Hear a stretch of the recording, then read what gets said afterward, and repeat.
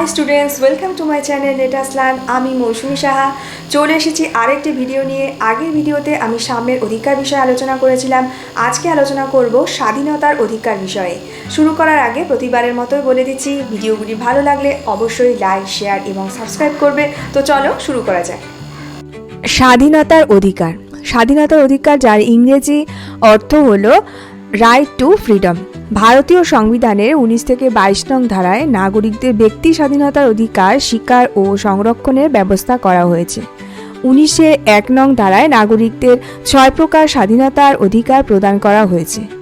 বাক স্বাধীনতা ও মত প্রকাশের অধিকার, শান্তিপূর্ণ ও নিরস্ত্রভাবে সমবেত হওয়ার অধিকার, সংঘ বা সমিতি কিংবা সমবায় সমিতি গঠনের অধিকার, ভারতের সর্বত্র চলাফেরা করার অধিকার, ভারতের যে কোনো অঞ্চলে স্বাধীনভাবে বসবাস করার অধিকার, যে কোনো বৃত্তি, পেশা বা ব্যবসা বাণিজ্য করার অধিকার এবং সম্পত্তির অধিকার অন্যতম স্বাধীনতার অধিকার হিসাবে স্বীকৃত লাভ করলেও 1978 সালে 44তম সংবিধান সংশোধনী আইন প্রণয়নের মাধ্যমে সম্পত্তির অধিকারকে মৌলিক অধিকারের অংশ থেকে বাদ দেওয়া হয়েছে। এবার 6 প্রকার স্বাধীনতার অধিকার সম্পর্কে আমি আলোচনা করে দিচ্ছি। বাক ও মতামত প্রকাশের স্বাধীনতা ও তার নিয়ন্ত্রণ। বাক ও মতামত প্রকাশের স্বাধীনতা সমাজ গঠনের জন্য একান্ত অপরিহার্য। ভারতের প্রতিটি নাগরিক তাদের নিজ নিজ মতামত চিঠিপত্র, পত্রিকা কিংবা সংবাদপত্রের মাধ্যমে স্বাধীনভাবে প্রকাশ করতে পারে। সরকারের ভুল ত্রুটি সমালোচনা করে সরকারকে সংযুক্ত রাখতে পারে, কিন্তু রাষ্ট্র আইন প্রণয়নের মাধ্যমে নাগরিকদের বাক ও মতামত প্রকাশের স্বাধীনতার উপর বাধা নিষেধ আরোপ করতে পারে। যে উপায়ে রাষ্ট্র বাধা নিষেধ আরোপ করতে পারে সেগুলি হলো ভারতের সার্বভৌমিকতা ও সংহতি রক্ষা, রাষ্ট্রীয় নিরাপত্তা রক্ষা, দেশের শান্তি শৃঙ্খলা রক্ষা, আদালত অবমাননা। এইসব নিয়মকানুনের মাধ্যমে নাগরিকদের মতামত প্রকাশের স্বাধীনতার উপর বাধা নিষেধ আরোপ করা যায়। এরপর আছে সমবেত হওয়ার অধিকার ও তার নিয়ন্ত্রণ। ভারতীয় নাগরিকদের সমবেত হওয়ার অধিকার সংবিধানে স্বীকার করা হয়েছে। জনস্বার্থ সম্পর্কিত বিষয়ে আলাপ আলোচনার জন্য শোভাযাত্রা করার অধিকার নাগরিকদের আছে, কিন্তু এর পিছনেও কিছু শর্ত আছে। যেমন সভা সমাবেশ শান্তিপূর্ণভাবে অনুষ্ঠিত করতে হবে, নাগরিকরা নিরস্ত্রভাবে সভা সমাবেশ করবে, শৃঙ্খলা রক্ষার জন্য রাষ্ট্র এই অধিকারের ওপর বাধা নিষেধ আরোপ করতে পারে। এরপরে আছে সংঘ বা সমিতি গঠনের অধিকার ও তার নিয়ন্ত্রণ। ভারতীয় নাগরিকদের সংঘ বা সমিতি গঠনের অধিকার আছে। শ্রমিক সংঘ, ক্রীড়া সংঘ, রাজনৈতিক দল গঠন, সমবায় সমিতি গঠন এই অধিকারের অন্তর্ভুক্ত, কিন্তু বিভিন্ন কারণে রাষ্ট্র এর উপর বাধা নিষেধ আরোপ করতে পারে। রাষ্ট্রের নিরাপত্তা বিঘ্নকারী সংঘ বা সমিতিগুলোর ওপর রাষ্ট্র নিয়ন্ত্রণ বজায় রাখতে পারে। এছাড়া ভারতের সার্বভৌমিকতা ও সংহতি রক্ষার প্রয়োজনেও রাষ্ট্র এই অধিকারটিকে সংকোচন করতে পারে। এরপর আসছে চলাফেরা ও বসবাসের অধিকার। ভারতের সব জায়গায় স্বাধীনভাবে যাতায়াত করার এবং যে কোনো অঞ্চলে বসবাসের অধিকার প্রতিটি নাগরিকের মৌলিক অধিকার, কিন্তু জনস্বার্থে এবং তপশিলভুক্ত উপজাতিগুলির স্বার্থ সংরক্ষণের উদ্দেশ্যে রাষ্ট্র এই দুটি অধিকারের ওপর যুক্তিসঙ্গত বাধা নিষেধ আরোপ করতে পারে।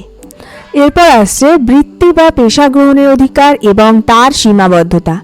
প্রতিটি ভারতীয় নাগরিকদের নিজ পছন্দমতো পেশা বা ব্যবসা বাণিজ্য করার অধিকার আছে, কিন্তু কিছু যুক্তিসঙ্গত কারণে রাষ্ট্র বাধা নিষেধ আরোপ করতে পারে। যেমন জনস্বার্থ বিরোধী যে কোনো ব্যবসা বাণিজ্যে সরকার হস্তক্ষেপ করতে পারে।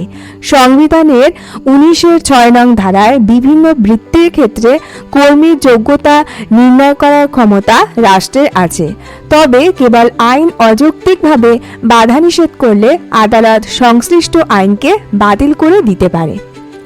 সংবিধানে 1901 নং ধারা উপধারায় নাগরিকদের কতগুলি গুরুত্বপূর্ণ অধিকার প্রদান করা হয়েছে। 1902 থেকে 6 নং উপধারায় অধিকারসমূহের ওপর রাষ্ট্রীয় নিয়ন্ত্রণ আরোপ করা হয়েছে। সংবিধানের 20(1) নং ধারায় বলা হয়েছে যে দেশের প্রচলিত আইন অমান্য করার অপরাধ ছাড়া কোনো ব্যক্তিকে শাস্তি দেওয়া যাবে না। একই অপরাধের জন্য কোনো ব্যক্তিকে একাধিকবার অভিযুক্ত কিংবা দণ্ডিত করা যাবে না। 20(3) নং ধারা অনুযায়ী কোনো অভিযুক্ত ব্যক্তিকে আদালতে তার নিজের ইচ্ছার বিরুদ্ধে সাক্ষ্য দিতে বাধ্য করা যাবে না। সংবিধানের 21 নং ধারায় বলা হয়েছে, আইন নির্দিষ্ট পদ্ধতি ছাড়া অন্য কোনো উপায়ে কোনো ব্যক্তিকে তার জীবন অথবা ব্যক্তি স্বাধীনতা থেকে বঞ্চিত করা যাবে না। 2002 সালের 86তম সংবিধান সংশোধনের মাধ্যমে 21 ক নং ধারাটি যুক্ত করা হয়। এই ধারায় শিক্ষার অধিকারকে মৌলিক অধিকারের মর্যাদা দান করা হয়। 6 থেকে 14 বছর বয়স পর্যন্ত প্রতিটি শিশুর জন্য অবৈতনিক এবং বাধ্যতামূলক শিক্ষার ব্যবস্থা করা হয়। সংবিধানের 22 নং ধারায় গ্রেপ্তার ও আটক সম্পর্কিত বিষয়ে বলা হয়েছে। 22(1) নং ধারায় বলা হয়েছে, আটক ব্যক্তিকে উকিলের মাধ্যমে আত্মপক্ষ সমর্থনের সুযোগ থেকে বঞ্চিত করা যাবে না। 22(2) নং ধারা অনুযায়ী আটক করার 24 ঘন্টার মধ্যেই আটক ব্যক্তিকে নিকটবর্তী ম্যাজিস্ট্রেটের আদালতে হাজির করতে হবে। তার অনুমতি ছাড়া তাকে অতিরিক্ত সময়ের জন্য আটক করা যাবে না।